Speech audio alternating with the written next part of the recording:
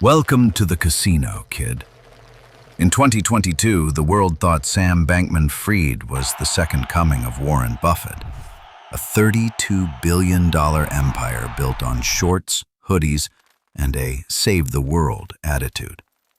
But while you were staring at his messy hair and dreaming of your moonshot, you were actually walking straight into the celestial net.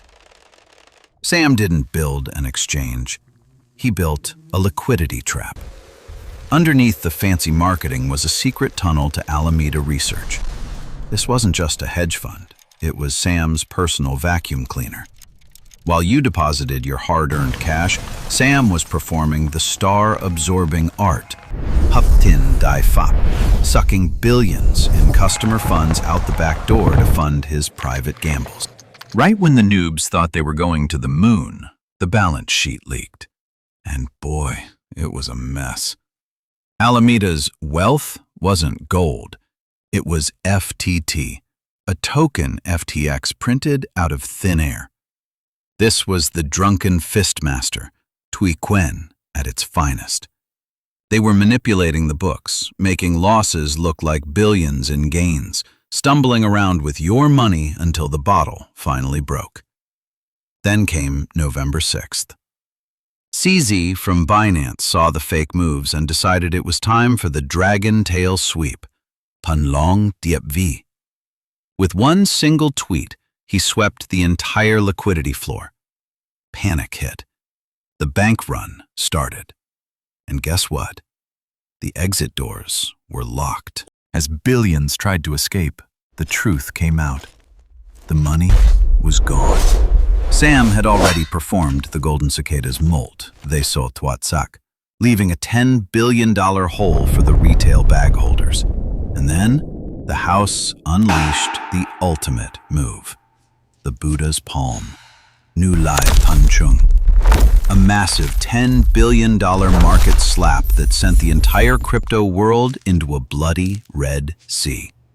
One day, you're a billionaire on paper. The next, you're filing for Chapter 11. It wasn't just a collapse. It was a total wrecked execution. But how did a guy who looks like he lives on a beanbag convince everyone? Welcome to the Siren's Call. SBF didn't just buy ads. He bought validation. He put his name on stadiums and hired A-list stars like Tom Brady and Larry David. They weren't selling finance. They were selling trust. While these icons were smiling on your TV, they were leading you straight into the Shark Tank. It was the ultimate illusion art. You thought you were part of the future, but you were just funding Sam's $30 million penthouse in the Bahamas. When FTX died, the poison spread through the poisoned ivy. Dai Leo Jock. BlockFi, nuked. Genesis, paralyzed.